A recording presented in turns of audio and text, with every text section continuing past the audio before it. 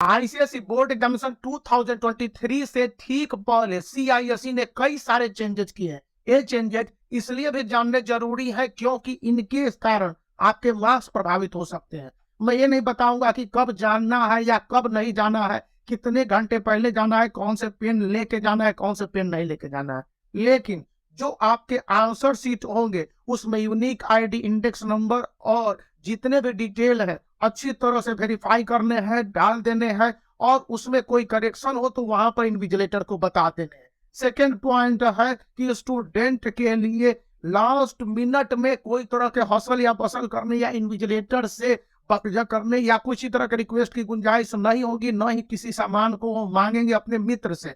Home centre है, उसी school में स्टूडेंट के सेंटर होंगे। तो यहाँ पर इन बातों को अच्छी तरह से याद रखना है कि एक्सचेंज को प्रोहिबिटेड कर दिया गया है, क्योंकि सीआईएसई ने साफ साफ कहा है कि जितने भी एग्जामिनेशन है उसकी ऑनलाइन मॉनिटरिंग होगी, यानी कि कैमरा ऑन रहेगा आपके एग्जामिनेशन हॉल में या फिर एग्जामिनेशन क्लासरूम में, और जो अलग से इन्विजिलेटर आएंगे किसी तरह से फेवर या उनकी बातों को आप नहीं मानेंगे, यह स्ट्रिक्टली प्रोहिबिट किया गया है।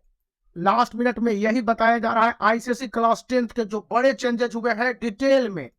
तो सीआईएसई के वे इंपॉर्टेंट और ऑफिशियल चेंजेस जिसको आप स्कूल के प्रिंसिपल से भी अपने कंफर्म कर सकते हैं, वन बाय वन बता रहा हूं।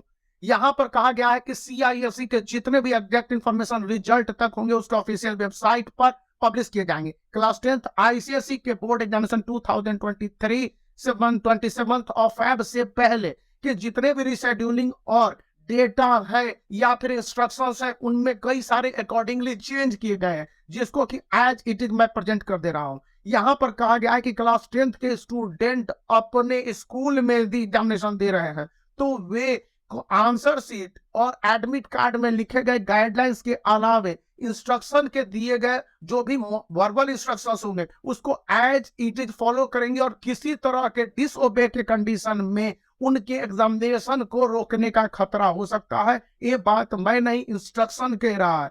दूसरा बात कर रहा है कि काउंसिल ने कहा है कि 5 मिनट पहले जब आपके आंसर शीट, आंसर स्क्रिप्ट मिलने वाले होंगे उससे पहले स्टूडेंट को रिलैक्सेशन के साथ आंसर शीट मिल भी जाते हैं, या स्टूडेंट बहुत अच्छी तरह से अपने जोन में रहते हैं, तो भी वहां पर स्टूडेंट को किसी तरह के नॉइज या फिर matter of exchange, object exchange या किसी तरह के एग्जाम रिलेशन डिस्कशन नहीं किए जा सकते। एग्जाम सेंटर पर साफ साफ कहा गया है कि ऐसे में स्टूडेंट को डिबार कर देने की बात कही जाती है। कैंडिडेट को एग्जामिनेशन हॉल में जाने के बाद इमरजेंसी कंडीशन, मेडिकल कंडीशन होगा, प्रायर इंफॉर्मेशन होना चाहिए स्कूल को, यदि उनको यूनेशन या फिर जो भी कॉल ऑफ नेचर है इसके लिए बाहर नहीं भेजा जा सकता है। हाँ, इमरजेंसी कंडीशन में इन्विजिलेटर जो संबंधित स्कूल के जो भी एग्जामिनेशन कंट्रोलर होंगे उनसे एडवाइस के बाद ऐसा परमिशन दे सकते हैं, यानी कि 2 घंटे और 3 घंटे आईएससी के लिए भी यह बात स्ट्रिक्टली लागू होती है। तीसरी बात कही गई है कि स्टूडेंट जो सुपरवाइजिंग एग्जामिनर है उसके अंडर में अपने एग्जामिनेशन को दे रहे हैं। मतलब यह हो गया कि हो सकता है आंसर स्क्रिप्ट में कोई गड़बड़ी हो, कोई मिसप्रिंट हो, या किसी तरह से रॉन्ग आंसर स्क्रिप्ट मिल गए हो, या फिर रॉन्ग क्वेश्चन पेपर मिल गए हो, या किसी तरह की कुछ भी इनकन्वीनियंस होने के कंडीशन में एग्जामिनर साफ साफ कहता है कि उसके बाद और इंस्ट्रक्टर के बाद और इन्विजिलेटर के बात को आपको मानने हैं, और सीधे सीधे आपको ये बात एग्जामिनेशन सेंटर के इंचार्ज को जो कि प्रिंसिपल होंगे या पर्टिकुलर व्यक्ति उनके द्वारा असाइन होंगे उनको बताए जाएंगे। ये बहुत ही इंपॉर्टेंट है, आप अपने ऑब्जेक्शन को वहीं पर रेज कर सकते हैं। फिर पॉइंट बताई गई है कि आपके आंसर बुकलेट में स्टूडेंट से संबंधित जो भी डेटा है, अभी मैंने शुरुआत में ही बताया, उसको अच्छी तरह से वेरीफाई कर लेने, बाद में हाय तौबा मचाने और रोने की जरूरत नहीं होगी, क्योंकि इस एग्जामिनेशन के बाद किसी तरह से इस डेटा में करेक्शन नहीं होगा। तो इन बात मतलब वो डेटा क्या होगा, unique ID, index number, student के नेम और फोटोग्राफ्स के साथ और सारे डिटेल्स होते हैं, इनको ध्यान रखने हैं।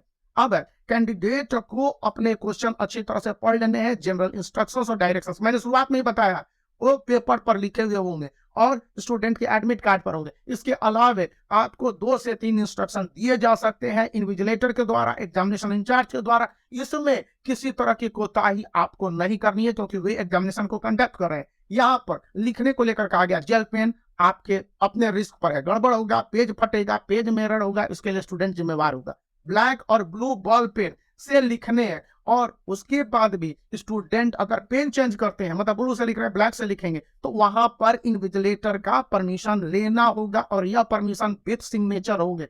याद रखने हैं कि स्टूडेंट अपने मन से पेन नहीं चेंज कर सकते हैं, और दो पेन का यूज करते हैं, मान लिया जाए आंसर या सब आंसर को हाईलाइट करने के लिए, तो भी ठीक है, लेकिन इन बातों को याद रखना है। आईएससी और आईसीएसई दोनों क्लास के स्टूडेंट के लिए लागू है, जो कि 27 फरवरी से दे दिए गए।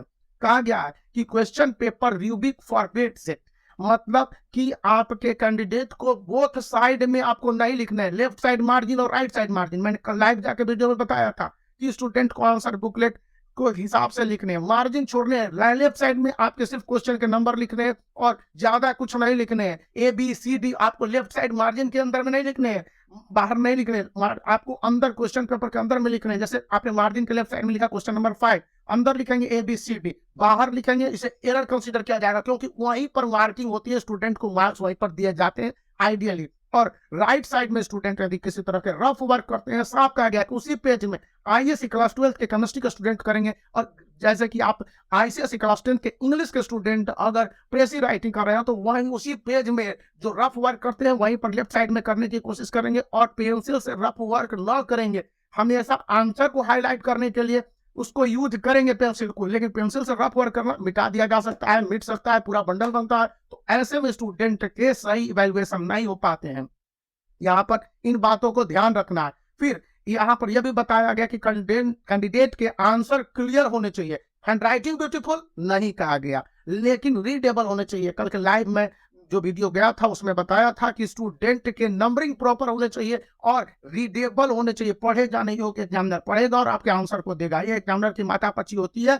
लेकिन यहाँ पर फिर कहा गया है कि प्रॉपर फॉर्मेट फॉलो करने, जैसे आईसीएसई क्लास 10 के लिए नोटिस और ईमेल दोनों बॉक्स में आएंगे। जब आप प्रेसी राइटिंग लिख रहे होंगे, उसको आप प्रॉपर बॉक्स में बना के 50 वर्ड के अंदर लिखेंगे। वर्ड लिमिट अगर उसमें एक दो वर्ड जाते हैं कोई दिक्कत नहीं है, अगर 5 वर्ड जाते हैं तो उसमें बहुत सारे एग्जामिनर मार्क्स को काटते हैं, और इसके लिए सीआईएससी जिम्मेवार नहीं होगी। साफ साफ कहा गया, एक्स्ट्रा वर्ड आप लिख रहे हैं और उसके कारण एग्जामिनर को स्ट्रिक्ट एक्शन ले लेता है। हालांकि नहीं लेना चाहिए, ये मेरा भी मानना है, लेकिन ये लेता है तो उसमें कुछ नहीं किया जा सकता, क्योंकि वहां पर स्टूडेंट फॉल्टी होगा।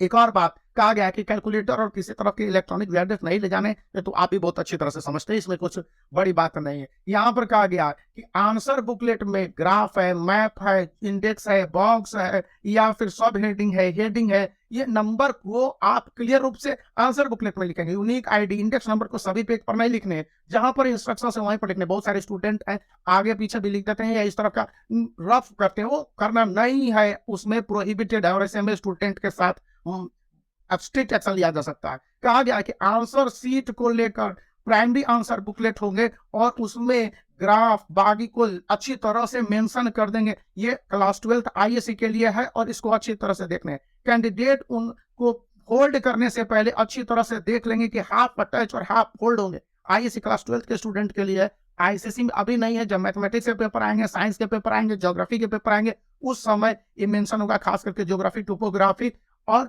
मैप इंडिया का रहता है उसमें। तो इतने सारे और इंपॉर्टेंट इंस्ट्रक्शन जो अभी दिए गए मैं आपके साथ शेयर किया। इस वीडियो को लाइक करने के साथ चैनल को सब्सक्राइब कर करके बाय फॉर नाउ। और इस वीडियो को लाइक जरूर कीजिए, मैं बहुत मेहनत करके वीडियो बनाया है आपके लिए, तो इसको लाइक करना आपकी जिम्मेवारी है।